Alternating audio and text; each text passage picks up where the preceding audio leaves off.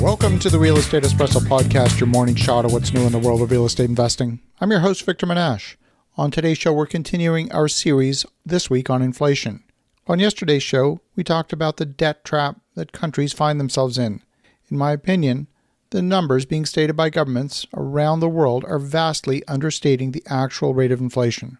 Furthermore, with a few exceptions, the inflation we're experiencing is generally speaking not transitory as the White House, the Federal Reserve, and the Treasury, and the Bureau of Labor and Statistics have been saying for several months. We hear the same rhetoric out of Statistics Canada and even the UK. On today's show, we're going to look at how high is inflation really. If you read through the details of the narratives for the statistics, you'll see very similar language in the US, in Canada, in the UK. They all seem to be okay with fudging the numbers a little.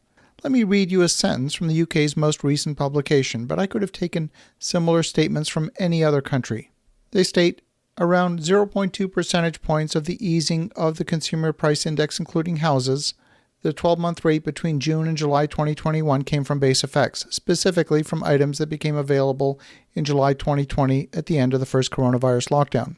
So I think what that means is that there were some things that were difficult to measure during the lockdown. There were 55 items that became available at that time. The June 2020 indices for those items were imputed in line with published methodology, such that they had no impact on the All Items Index. They used some very important language here. They said these items were imputed. That means they basically made up the numbers. And if you go through the methodology for all of the various central banks and statistics reporting agencies, you'll find the use of imputed numbers when the real numbers don't exist, or imputed numbers when they feel that some adjustment is justified. For example, one of the imputed adjustments is through a method called substitution. The concept of substitution says that if, let's say, the price of salmon is too high this week, people will go to a cheaper fish like maybe tilapia, or maybe they'll buy chicken this week simply because it's cheaper. So rather than recognizing the increased price of salmon, they simply substitute that product for a less expensive alternative. These types of adjustments and fudges are all over the place in inflation calculations. According to data published last week by the Federal Reserve Bank of St. Louis, the producer price index increased 22% from July 2020 until July 2021. Now, you can't have a 22% increase in the cost of production of goods and not see it trickle downstream in consumer prices. You will have some producers accept lower profit margins for a little while, but eventually they'll have to raise prices. There's a website called Shadow Stats. You see, the government has changed the way it measures inflation over the years in order to downplay the effect of inflation. When the experience of inflation is high, the population gets testy. So governments have gotten good at changing the measurement of inflation. The underlying data that makes up the inflation measurement is still available. So if you know the method, it's possible to recreate an inflation metric exactly the same as the Bureau of Labor and Statistics did in 1990 and exactly as the Bureau of Labor and Statistics did in 1980. You can then compare it to today's published number. That's exactly what the folks at Shadow Stats do. They use the government's own published data to recreate the inflation metric using their previous methodologies. Today, the U.S. government is saying that inflation is running at 5.1% at the end of July. They're saying that that rate is temporarily elevated due to the pandemic. They're saying it's due to supply chain disruptions caused by the pandemic and due to labor disruptions caused by the pandemic, and that things will return back to normal. But if we measure inflation using the same method as in 1980, the U.S. would be reporting an inflation rate of 13%. See, when you look at a producer price index of 22%, a consumer price index increase of 13% makes a lot more sense. And when you listen to the narrative coming from the White House, the administration is blaming those greedy suppliers for raising prices in America's time of need. There's no mention that printing of $4.3 trillion in the past year could have even remotely contributed to elevated prices. See, inflation is defined as the inflation of the money supply. It's not the increase in the consumer price index.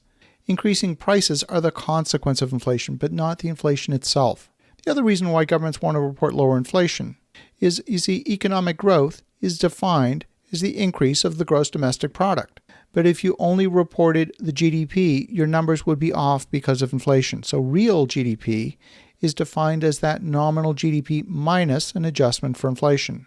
If you underreport inflation, you have the effect of overreporting gross domestic product. You have the effect of overreporting economic growth. And if politicians can tell the population that the economy is growing really well, then presumably politicians would gain political points. But if the economy is not growing that much, politicians would still generally welcome positive economic metrics, even if they overstate the reality. This really points to the political incentives behind the current state of economic reporting. But the reality remains the same. Inflation has the effect of wiping out purchasing power for those on fixed incomes. It has the effect of wiping out savings, and it has the effect of wiping out debt for those that are carrying fixed interest rates. At a certain point, even if the government says that inflation is in the low single digits, those families on fixed incomes are going to notice. They're not going to accept that inflation is only 2% or 3% or even 5%. A 13% reduction in purchasing power of your dollar on fixed income is a huge deal. We don't know where inflation is headed next. Will it go down to 10% or will it go up to 15%? I know from conversations I'm having with business owners, many have said that they have not raised prices during the pandemic, but they will need to shortly. Remember, the producer price index is up 22%, and those businesses facing such large increases in production costs have no choice but to increase prices, which will ultimately ripple through the economy. As you think about that, have an awesome rest of your day. Go make some great things happen. We'll talk to you again tomorrow.